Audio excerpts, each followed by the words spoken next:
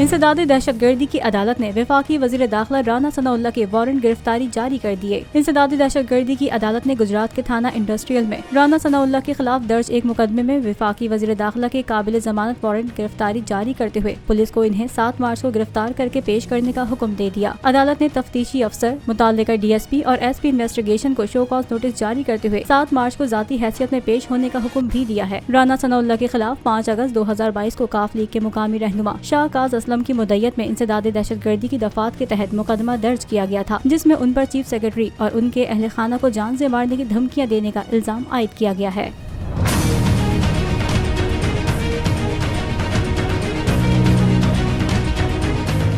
Imported हुकूमत और उनकी हवारियों की अदलिया के खिलाफ हर्जा सराई, मरियम नवाज की अदलिया और फाजिल जज साहिबान पर शदीद तनकीद। इस घिनौनी साजिश को बेनकाब करने पर बोल को एक दफा फिर नशरियात की बंदिश का सामना करना पड़ रहा है। बोल अदलिया की इज्जत के लिए खड़ा है और खड़ा रहेगा।